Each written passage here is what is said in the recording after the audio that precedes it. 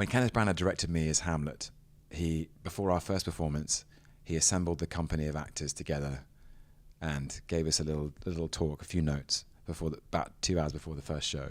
And at the end of it, he said, and this is what I would like to say about playing Loki: it's not nothing. It is something. Prepare your ears, humans. Happy, Sad, Confused begins now. I'm Josh Horowitz, and today on Happy, Sad, Confused, I'm burdened with a glorious purpose, reuniting with one of my favorite human beings. It's Tom Hiddleston, back where he belongs, in person on Happy, Sad, Confused. Thank you so much. Face to face, in the same room. The band is on back the together. same timeline. Yes. Yes. in the same, I don't know, what would you call it? With the same variants and the same timeline. Exactly. It's good. He's on message. We are talking, spoiler alert, if you haven't watched season 2 of Loki, we're going to talk about some spoilery things. Okay, yeah, spoiler alert. You heard it here first. We're going to spoil it for you. Everybody dies. No, that was Avengers. That was a different thing. It's so good to see you. First of all, it really is. It's been too long. It has been way too long. Congratulations on everything going on in your life, but let's start with the work. Let's concentrate on the work. This is a massive achievement, and it must feel Thank you. So gratifying for 1,000 reasons. With all due respect to Tony Stark and Robert Downey Jr., I think Loki has had the greatest arc of any MCU character. When we think of where he began and where he is now, perhaps at the end, it must just fill you with so much pride. You could never have imagined this journey for this character, could you? Never in 1,000 years. And that's so kind of you to say that. It has been the journey of 1,000 miles. It's been, I was cast in 2009 by Kenneth Branagh to play Loki in Thor. And I recognized then that I had been given this extraordinary gift of an opportunity to play a really interesting, complex, tragic, poignant character who was going to be the antagonist in this, heightened myth. And I thought, wow, I've never had the chance to do this before. And I could never have imagined that journey would continue into chapter upon chapter on chapter of a kind of epic journey. Well, yeah, I mean, you couldn't even imagine what the MCU would become. I mean, the MCU wasn't anything then, let alone to be selfish enough to think about, like, oh, they're going to really satisfy, like, my character needs. Like, but, like, it wasn't about your character needs. It was about the story and about Loki. I mean, I guess the first big jump was when you found out you were going to be the villain in Avengers. Yeah. And then it's these steps up, like, oh, really? Wow, you see the power of this character. Yeah, absolutely. And I think I was always thought that initially, that really depending on the story that was being told, there was always so much range and so much breadth and so much depth to the character from the ancient myths. And I've spoken about this before, but that's the joy for me is that there is in human imagination some need to characterize chaos and playfulness inside a character. That ancient mythologies of different kinds, not just the Norse myths, have done, that somehow it's necessary to collective human imagination for someone to embody the disruptor, the trickster, the boundary crosser, fluidity, somebody mercurial, somebody unexpected, somebody spontaneous, somebody dangerous, somebody occasionally necessary. Right. And depending on the story you want to tell, you can put Loki anywhere and he'll always have a take. So I think that's what's been so fruitful and so rewarding for me is depending on the point of view of the story, Loki's role has always been different. Right. Can you compare and contrast for me kind of the first moments of Loki and where we see him at the end, perhaps the end of this journey, and how much that was on your mind? Because there are many callbacks, especially in this final episode. Yeah, deliberately so. Yeah. I was going to say, and I've heard you, in fact, had some ideas of bringing back a line, etc. Yeah. Was that important to you too? If indeed this is the end, we should have some symmetry. Absolutely. We're dealing with time, the circularity of time, the non-linear nature of memory and meaning. And there was some sort of, even in the genesis of the idea of Loki as a series, which was that you're pulling Loki out of reality, pulling him out of an arc on the timeline. Completed. It starts in the audience's mind with that first Thor film. As a young prince and a younger brother, he finds out he doesn't belong. It finishes with that confrontation with Thanos and a private admission in the presence of his brother that he is an Odin son, and he sacrifices himself, and that's complete. And in the DNA of Loki as a series, we're going to refashion and reconfigure the character around his understanding of that journey. And I think in episode 1 of season 1, the confrontation with Mobius is shattering, because it's like a confrontation with self. Right. That actually his glorious purpose was entirely inglorious and without meaning. But it's a second chance. And I think if anyone has a second chance in life, you're always aware of that first go around. And so because we were playing with time loops and timelines, and then part of his ability, it starts as an affliction, but he can travel between temporal realities. Why not, in some musical way, hear these refrains because the audience is familiar with the music. The audience is familiar with these melodies. These melodies he's been playing on for 6 films and 12 episodes. And I knew it would be rewarding. I hoped it would be rewarding for the audience to hear those again, but reinvigorated and reinterpreted and redefined.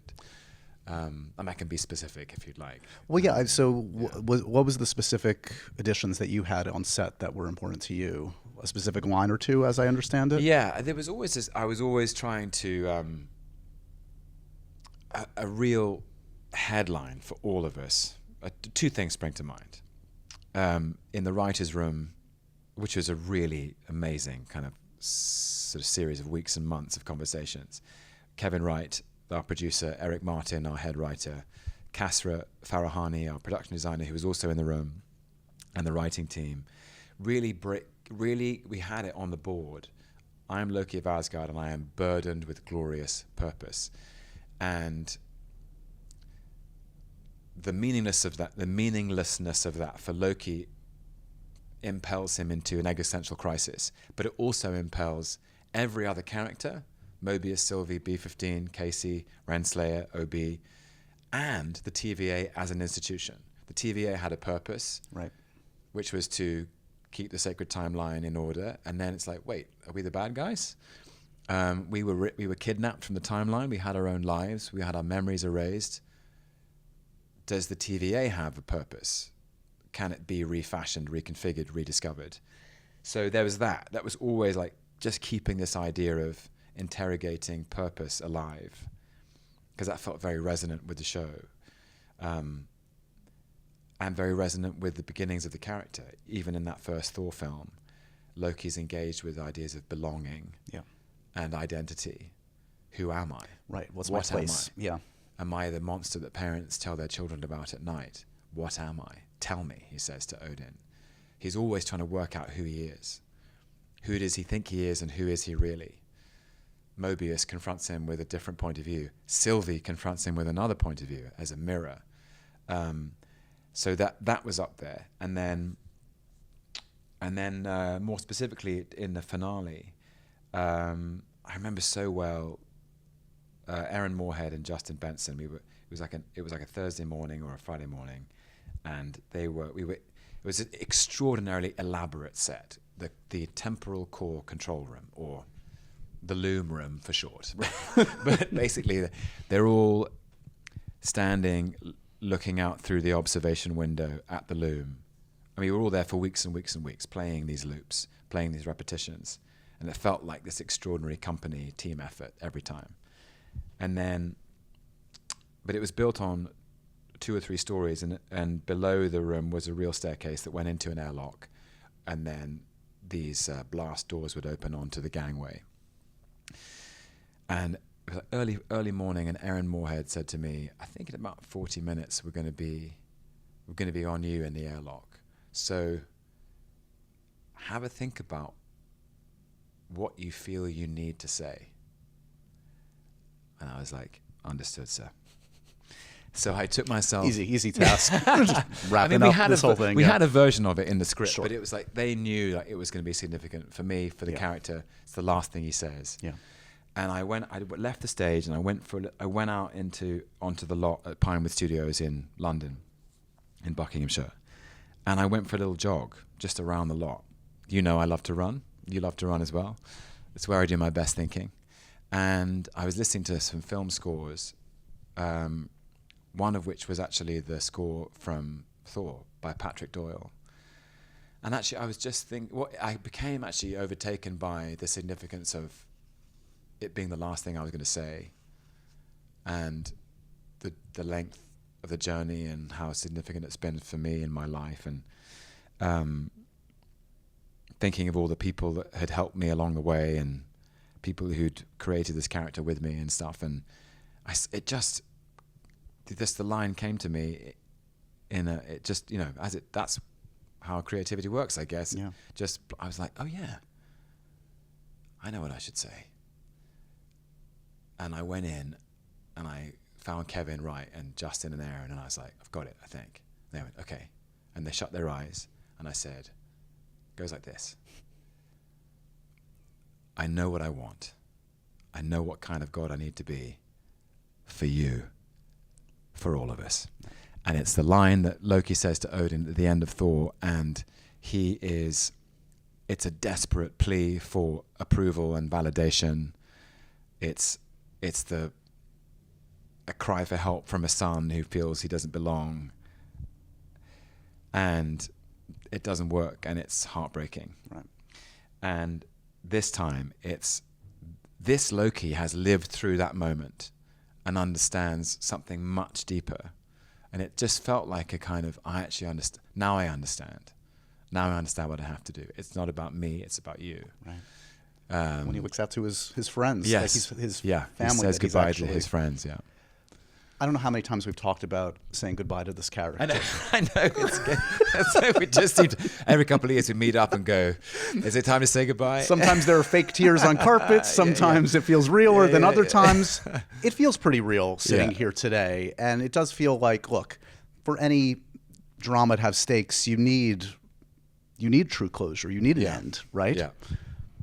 So I guess, obviously anything can still happen. It's Marvel. It is what it is. But if this is it, does it feel like this is the way to go out? Does this feel like I left it all on the table? I mean, I of course I don't know. And as we've discussed, like there have been thank you notes exchanged between myself and Kevin Feige and Luis D'Esposito and Victoria Alonso saying, me saying thank you so much, what the role of a lifetime, I'll always be grateful to you. And they say, Tom, you'll always be part of the family. Come and see us anytime. And 8 years later, still playing the character. It's like we'll just keep saying thank you. And so with that in mind, but I do feel very proud and satisfied with where we landed, because I think as a team we brought it full circle, and it is this ultimate journey of redemption. This someone who felt like they didn't belong, someone with a shattered heart, someone with a broken soul finds a group of people who he feels he belongs to, and rather than leaning into the grief and hardening his heart, he opens his heart and refines his soul, and it felt very meaningful, and mythic, I guess. I hope. I wanted to honor the kind of ancient weight of this character. So in the tradition of especially this series of Loki, is there a moment you would enjoy revisiting to go back, relive, eavesdrop on yourself? When you ask me that question, I think of the early scenes and the early period of rehearsals for the first Thor with Chris Hemsworth, because the atmosphere of like there was such a thrilling sense of excitement and potential of both of us looking at each other going, can you believe we're here playing these characters of this scope and dimension? And that felt like it's a very those memories are very precise for me still. Be amazing to go back and wonder what that was like. Let me set a scene for you guys, okay? Happy, sad, confused listeners, have you ever been in this predicament? You're looking desperately for that right doctor, the one that's near you, the one that a friend recommends, the one that just seems right. And oh my God, you found it. You found the doctor. They're actually near you. They're a specialist in the field that you need. And then you call the office, they've got an appointment, everything is great until you find out they don't take your insurance. I know, we've all been there. So wipe away your tears though. Put away the ice cream. Head over to our sponsor, ZocDoc, right now to find and book a doctor who is right for you and yes, takes your insurance. ZocDoc is a free app where you can find amazing doctors and book appointments online right now today. We're talking about booking appointments with thousands upon thousands of top-rated patient-reviewed doctors and specialists. You can filter specifically for ones who take your insurance, are located near you, and treat almost any condition you can imagine that you're searching for. If I need a doctor, I go to ZocDoc. Go to ZocDoc.com/happysad. Download the ZocDoc app for free. Then find and book a top-rated doctor today. Not yesterday, today. That's ZocDoc.com/happysad. ZocDoc.com/happysad.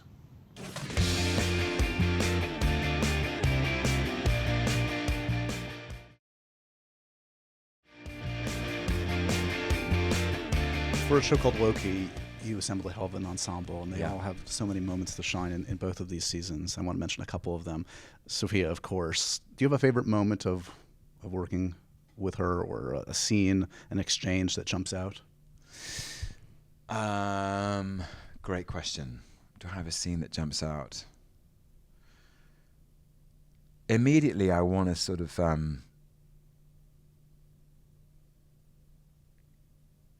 talk about that scene in the bar in episode 5 of season 2, because that felt like we talked about, the two of us talked about their relationship through this season. Obviously, at the end of season 1, they both feel so betrayed by each other, and they feel so hurt that actually even coming back to a place of being able to talk to each other is difficult. But they're almost dramatizing an argument about destiny and free will. And Sylvia's saying, you got to write your own story. I'm writing mine. Like, you can't depend on it. They don't depend on the TVA or anyone else to write your story. And it's so confronting for Loki. But they help each other grow. And we wanted their disagreement, in a way, through the season, we wanted the audience to feel like they're both right. Right. I kind of think maybe Sylvie's right. Maybe the TVA should be burned down. Actually, maybe Loki's right. Maybe it's better to stay and fix something that's broken. Maybe the institution can be reformed. And there were these. We used to refer to them as lily pads. These lily pads through the show where you'd have these really deep conversations between the two of them. So I thought of the bar immediately, because she says to him, "What do you want?" Right. And I don't think he's ever been asked that question in quite such direct terms. And that's when you hear him say, "I want my friends back. I don't want to be alone." Which is true of the guy we met in Thor. Right. He doesn't want to be alone. He wants to belong. And so that's a really big memory. And then I think also what came to mind is that scene at the end of season 1 in the Citadel, when we were rehearsing the fight, and we shot that scene right at the end of the schedule, and there was obviously that huge fight where they both feel with such intensity that words will no longer do it. They kind of have to fight, and eventually he stops her, and what that scene should convey, and together working out exactly what the words were. And it just was such a great, it was such an amazing day or two on set with her. It was just so free and so collaborative, and really playing the music together, finding those right words and locking them in, making sure that every word was so carefully chosen. Just great. And before you ended your time working with the great Owen Wilson, did you ever summon the courage to do your impression of him? No, he did. He knows it was about going so well. He knows about it. He thought. I mean, he was like, "Yeah, it's fun," and right. He has a sense of humor about it. Yeah. But God, it's been so enjoyable working with him. Right. It's just his capacity for invention. He's such a brilliant writer, and that's how he came into this. That's how he came into doing what he does as a writer. Bottle Rocket. Yeah. And he's there are some things that he comes out with. It's just like, I could never have been written down. Right. It could only have come from the mind of Owen Wilson right now. But what we love about it is, and what we always talk to Eric Martin and Kevin Wright about, was sometimes they would be thinking it's just so fun when Loki and Mobius are together, which is so nice to hear, obviously. But we would both remind them, remember that it's fun not because they're having fun. They're often in passionate disagreement. Right. Not actually fun for the audience to witness. Yeah. But they're basically disagreeing all the time. No, Loki, you're doing it wrong. Wait, of course I'm doing it right. This is the way you do it. It's like, why do you have to take it?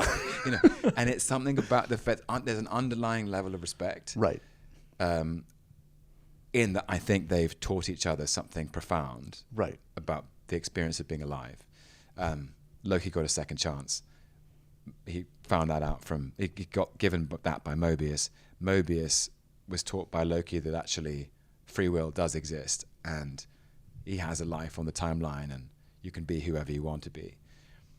But in real time, it's still bickering about Cracker Jacks and who's wearing the suit in the who's going out on the gangway. It's the classic Midnight Run dynamic. They hate each other, but in the end, they need each other and they teach each other. Absolutely, they're friends. I don't think Loki's ever had a friend, and Mobius is his friend.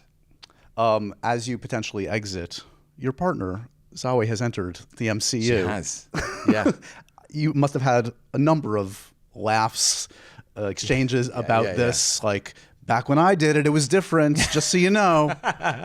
We didn't know it was going to be, Yeah. Well,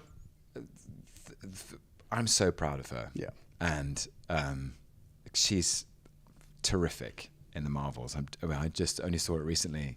And it has been bizarre to share those stories. I mean, I kind of want her to talk about her own work in her own way, but yeah, I'm so proud of her, and we've definitely had some laughs along the way about zippers and bathroom breaks.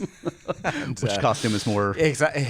Has it been decided who had the more uncomfortable costume? Have you? I was, I've now where I'm wearing regular TVA clothes, so I'm okay with like zippers, a human but back in clothing, yeah. Back in the day, on the first Thor, it was like. Yeah, they didn't care about you guys back then.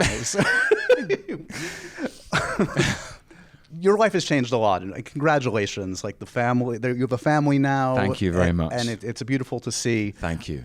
The cliche question is a true question. Has it changed your perspective? I mean, you're an ambitious guy. You love the work. You love the arts. Of course, it has to. I think I probably knew it would, but I could never have imagined how deeply it would until it happened. Yeah. It's before and after, Let's talk about some other random things. We always talk Heat. Have you read Heat 2 yet? I have a copy of Heat 2 given to me by Justin Benson and Aaron Moorhead. I haven't read it yet. This is a glaring omission in my... I confess, I haven't gotten through it yet. But it's on the bookshelf. Yeah. We have to get through it. Yeah. And he intends to make a movie. Yeah. I'm going to fan cast right now. The Chris Shirley-Hertz role, the Val Kilmer role, is key. Yeah. Right. What do you think, Tom? I mean, look, far be it from me to like fan cast myself. I just did it now. Would you be interested as a diehard? I got to read it. I got to read the material.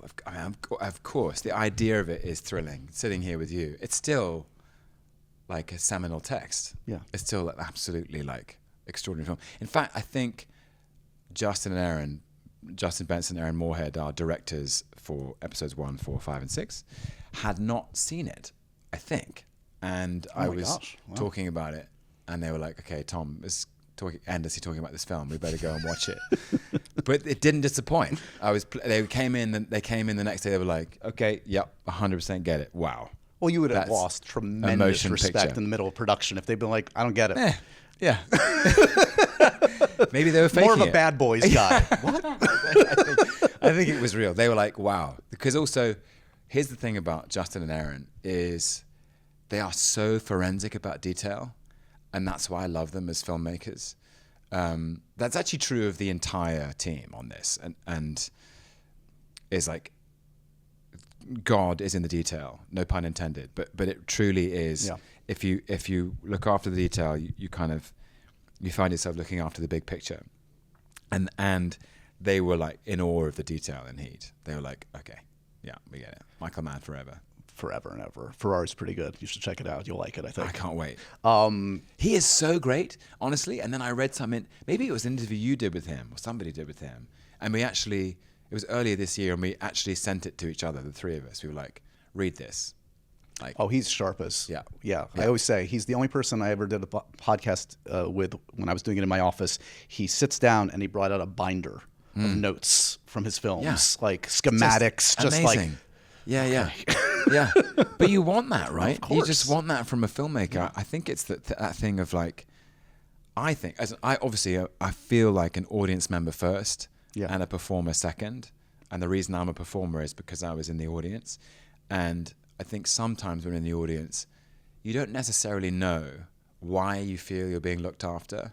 You just know that the filmmaker has done all the work for you. I always say that. It's like you can feel the certitude, whether it's like the precision of the shot, the attention to detail, as you were just talking about. You want to feel like you are in safe hands. You're being immersed into the world. It's okay. We've got your back. Just feel how you feel. And come on the journey and connect to the story in whatever way you want to connect to it. And I think I've learned as a performer that the more, and it's from watching people like him and others, the more precise one can be in one's imagination, even if those details aren't completely legible to every audience member, they'll still feel a kind of confident hand 100%. On the tiller. I know you've rapped with Mike Flanagan, a filmmaker I truly admire, Life of Chuck, Stephen King adaptation, very cool. There's talk of a bunch of other projects, but nothing official. So Night Manager has been mentioned that like maybe 1 or 2 more seasons have in fact been greenlit. What can you say? There's this is kind of in the lap of Simon and Stephen Cornwell at Ink Factory, who happen to be John le Carré's sons. And I think there's definitely some ingredients have been bought, and they're in the kitchen on the table, and the stoves are being turned on. So you're really just latching onto this metaphor. There are cooks in the kitchen. We'll see what can be cooked up in that kitchen. Yeah. No, there's definitely kind of. I think we'll see, but there's plans. Do you know the next gig, or are you kind of looking right now to figure out what the next move is? Apart from Life of Chuck, I don't exactly know. I mean, I've as I speak to you now, I think, to be completely honest, I've wrapped my days on the Life of Chuck, and I had the most wonderful time with Mike Flanagan and his team and his company. There's a real company of actors that he works with all the time, but also some new performers. And on this Stephen King, he is a kind of primary interpreter of Stephen King, I think. And what I loved about this material and the short stories out there, but I don't want to get into spoilers, was it seemed to me to be resonant of the Stephen King who wrote The Shawshank Redemption. And that there's a warmth and a kind of spirit that's really on the side of life, in the story that I really connected to when I read it. It was just the most extraordinary script. I connected to it immediately. And then and it's Mike Flanagan who's written the screenplay, and so when we met, I just sort of said, look, this is amazing. Can I come and do it? Please, can I come and do it? And we had a great time. We were talking when you came in about your old friend, our mutual acquaintance, Mr. Eddie Redmayne, who was amazing as the MC in Cabaret. Coming to Broadway. A seminal text for him. Right. Yeah. What's the seminal text for you? What's the one that you will keep returning to? Goodness. I don't know if I've ever returned to anything. Is there an early role, something you did on stage as a student or anything that you're like, oh, now with all the wisdom of my years, I can reinterpret? And the answer can be no. I don't know. I think for me, it's probably, and this will feel like a predictable answer. It's going back to Shakespeare, which feels like you're kind of going back to the same. It's not like going back to one role. It's just going back to a kind of a breadth of mind, a breadth of vision, a kind of poetical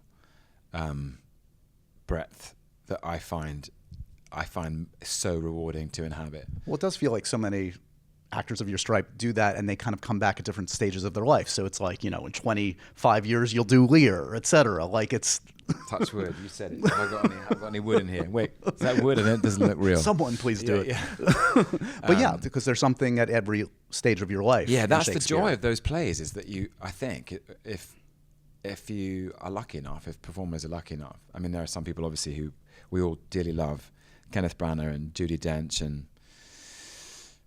Ian McKellen and Patrick Stewart and these great actors who've been able to go through their lives, and almost there are certain moments that are defined by a period. So you start out as you're the young lovers, whether you're Demetrius or Lysander in A Midsummer Night's Dream, or you're Romeo or Prince Hal or something, and then you become more of a kind of Henry V, and you start playing the soldiers, Coriolanus and maybe the Roman plays, and then you get into this sort of these incredible like Hamlet and Leontes in The Winter's Tale, and possibly Iago or the Scottish gentleman. I'm so superstitious I can't say the name. And you're in that sort of incredibly rich, potent sort of period, and then if you're lucky enough, you get to play the fathers and the grandfathers and the wizards, Prospero and Lear. And we're going to be talking. I don't know if podcasts are going to exist in 30 years, but whatever form it is. I really hope so. I really hope people still value like in person. No, it's going to be beamed straight into their in the post-apocalyptic landscape. You're going to be performing Lear on a rubble somewhere. God, maybe I hope there's an audience. Although I would say, did you watch? There was a clip recently. Dame Judi Dench was on the Graham Norton show, and she's written a book about her experience. I did see this with Shakespeare. Yeah, and Graham Norton says, are you kind of like a Shakespeare jukebox? We can just kind of like. Yeah. Turns out she is. It turns out she is. Yeah, she does the sonnet. But what was also really interesting was like a great musician or a great artist with a kind of repertoire. Yeah. Her whole life has been dedicated. She calls the book, I think, The Man Who Pays the Rent. Hey, Judy, I'm giving you a big plug here. The Man Who Pays the Rent by Judi Dench. But she's done so much of it and so much of it is in her mind. But what I thought was really interesting was that the audience were completely, instantaneously spellbound by it. Yeah. In this digital age, that there's this ancient wisdom, and she spoke these true lines. I think it was sonnet, when in disgrace with fortune in men's eyes. So hopefully that will last, right? I think it's lasted this much time. It's going to last another 1,000 years. So that, I guess, is my returning role. If I'm lucky. What would scare you more at this point, a Broadway musical or getting the call to be James Bond? Both terrifying. I was like, number one, that's terrifying. Number two, terrifying. Yeah. Only thing more terrifying is the James Bond musical, I suppose. Absolutely, like white knuckle. Have you seen? You haven't had time to see read Heat 2 rather. The last film that really rocked your world. Have you been able to see much? You've been in production, so I don't expect you to see. Let me think. I Barbenheimered. At once? Did you do a double feature? I did a double. Well, we did it on Monday night, Oppenheimer, Tuesday matinee Barbie. Both was wonderful. Great. Was great. It was a great. I mean, I feel like I don't want to do a disservice to Christopher Nolan and Greta Gerwig by making them a hybrid. That was not the intention. No. But it did become an extraordinary cultural moment. It was such a win-win for everybody because they were both great movies. Yeah. They both succeeded. Yeah. They both proved that while Barbie is IP, it is very audacious. Taken on IP. Yeah, and I loved it. I found it really touching. Actually, do you think you're Knuff? No way. Come on, look! I'm wearing navy blue, I'm wearing grey. I'm trying to get you a job. They're gonna inevitably do a sequel. I see. Yes, you were Knuff. I didn't. Well, okay, but I wanted to just be respectful of all the Kens. You're self-doubting. Great Ken. work. You're clearly. Yeah. I don't deserve to be in that beautiful pink world. If anyone knows anything about me, Josh Horowitz, you know I love to eat. I don't necessarily love to shop or cook. That's why I'm thrilled that our sponsor on Happy Sad Confused is HelloFresh. With HelloFresh, you get farm-fresh, pre-portioned ingredients and seasonal recipes delivered right to your doorstep. You can skip those trips to the grocery store and count on HelloFresh to make home cooking easy, fun, and affordable. That's why it's America's #1 meal kit. With the holidays right around the corner, guys, HelloFresh can help you take the stress out of dinner by delivering everything you need to cook up tasty meals right to your door, saving you tons of time and tons of money, by the way. This season can be hectic. That's where HelloFresh's 15-minute meals come in. These quick fixes help you get a wholesome meal on the table in less time than it would take you to even choose a delivery service, let alone get one. I know from experience, my wife and I cook together. We've made pork chops, pasta, burgers with HelloFresh, and it's all easy, fresh, and delicious.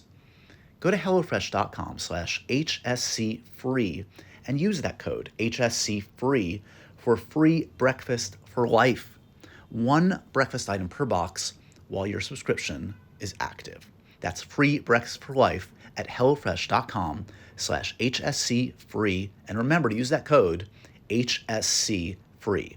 HelloFresh, America's #1 meal kit.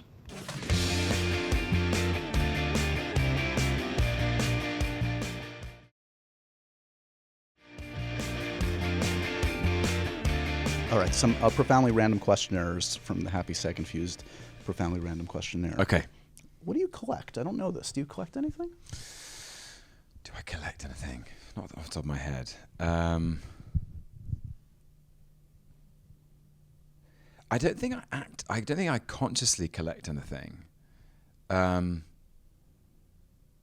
randomly do collect things. I've got more old dog-eared tennis balls. I put a new coat on and be like, why are there 3 tennis balls in here? Right. That can be painful if you sit down the wrong way. Yeah, exactly. Be careful. Often I'm like, what is that? Oh, it's a tennis ball. I think I don't consciously collect anything, but I do have lots of old call sheets, which I sometimes, I put them in a little file and I keep them, I think, and it always takes me back to that moment, those actors, that time. It's fun to do that. It's fun when you find the call sheet that sums up the whole experience. Right. And then it becomes like a time capsule. 100%. Have you ever asked for an autograph or photo with a co-star? I don't think so. I have. Professional. I asked. The one I can think of. The photo. I did ask for a photograph 4 years ago when I was at the US Open, and we ran into Roger Federer, and I was completely overwhelmed because I love Roger Federer. and I asked him for a photo. He was so gracious and so sweet, and I felt so silly for asking, but I was just I was encouraged to by my present company, and then by his team. They were like, no, go and ask him. He loves it. Yeah, and he liked me, and then actually we became friends, not friends, but sort of pen pals, and So I've been to see him play tennis and stuff, and yeah. Play with him? Would you ever play? I've never hit with him. I mean, the hubris in Hey, anytime Roger, you're interested. Fancy playing? You know, it's like, okay, Tom, you know, you'd have to treat me with kid gloves. What's the last time you danced? I don't know if I'm allowed to say. I didn't realize I was hitting a. Yeah. There's maybe a sport. Actually, I dance all the time. Truthfully, I dance anywhere, anytime, everywhere. I have a vivid memory, and I think it was at the Toronto Film Festival, and I was talking to you at a party. I want to say it was for I Saw the Light, and I might have created this in my mind. I was talking to you, and the music started to crank up. I think Idris was like DJing the party or something, and I think you said the words to me, "Oh, I think it's time to boogie," and I think you walked away and you Wait, at danced. the party for I Saw the Light? I think so. Have I conjured this up? Was this like a acid trip that I was? There was a party. Yeah. Have I might Maybe have it was conflated time. parties. No. It was. That's right. I do remember that party. I just remember you Yeah. kind of like drifting away I'm and so starting sorry. to dance. No, because it was just. Well, you know that feeling when I don't know that feeling. When That's you what I'm don't get the. I did not dance at my wedding. I danced one dance. Josh, did we dance more? Will you give me dance lessons? No, I'm not formally trained. Yeah, I get great. I've always got great pleasure from dancing, which possibly people know. But yeah, dance anywhere, all the time. Listen, we're all in the same boat, headed for the lighthouse.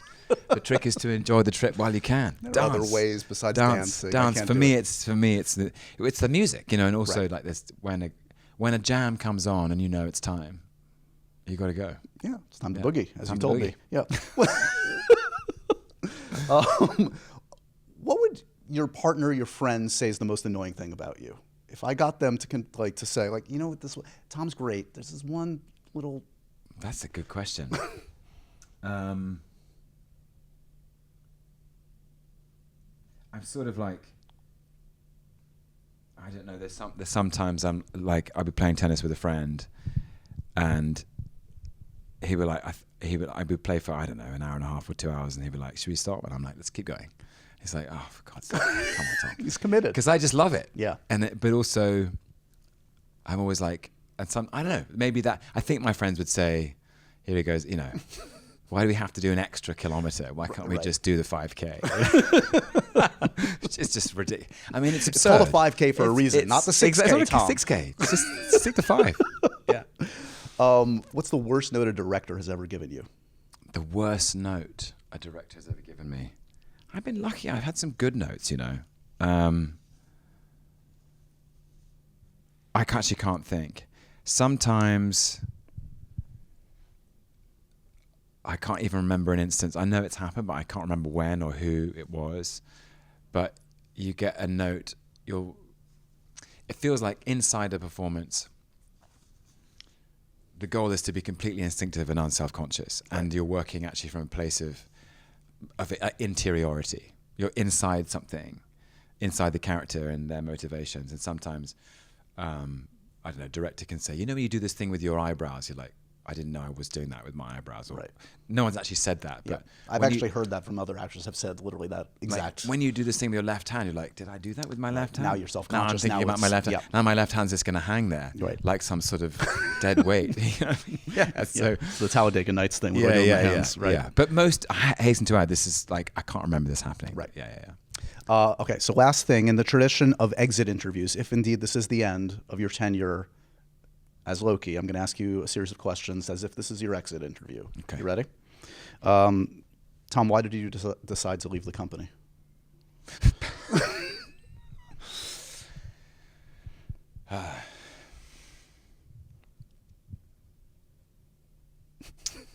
I feel content that I fulfilled my purpose here. Did you get along with your peers? If I were being honest with you, Josh, I would say initially it was bumpy. Not going to name names. Hemsworth. But over time, I grew to understand my misguided point of view and made appropriate changes. Were you recognized enough for your accomplishments?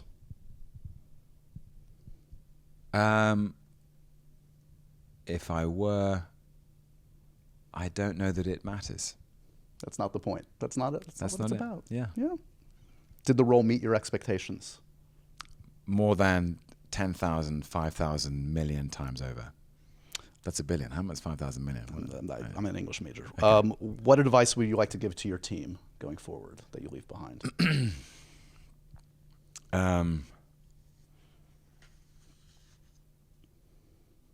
Sometimes purpose is more burden than glory. Very appropriate. And would you ever consider working here again? For all time. Always. Well, whether this is the end of the journey or not, I know enough from our past conversations not to be definitive about it. I know you hear this from the fans, but thank you for elevating, this was a character that was so rich on the page, but I can't think of someone that could have made more of it, that has delivered more of a passionate performance and has just been so invested from the start. Thank you. Thank you. Josh, honestly, thank you. I've said this before, but we first met at Comic-Con in 2010, and even like we had made the first Thor movie. We were presenting it to the audience at San Diego Comic-Con for the first time. I could feel the excitement in Hall H, and people had told me about the passion of this audience, and I genuinely would not be here without that passion. Like I feel it really is like, and that's what I think I was trying to describe when I was thinking about shooting that finale is, when I was walking out onto the gangway and climbing up those stairs, I felt like I was carrying everybody with me who's been on the journey with me, who's the directors, the actors, the writers, and you're a huge part of that. But you are, and people who I know who listen to the podcast, and you're such a champion of film and storytelling, and it has been like, we've made a series about time, and I've given this character so much of my time, and so it's not insignificant. It's not. When Kenneth Branagh directed me as Hamlet, before our first performance, he assembled the company of actors together and gave us a little talk, a few notes about 2 hours before the first show. And at the end of it, he said, and this is what I would like to say about playing Loki: it's not nothing. It is something. It is always a privilege, my friend. It sounds like we're never speaking again. We will speak again. But truly, congratulations on this, and I can't wait to see where the journey takes you next. Thank you, sir. Always a pleasure and an honor. Thank you. And so ends another edition of Happy, Sad, Confused. Remember to review, rate, and subscribe to this show on iTunes or wherever you get your podcasts. I'm a big podcast person. I'm Daisy Ridley, and I definitely wasn't pressured to do this by Josh.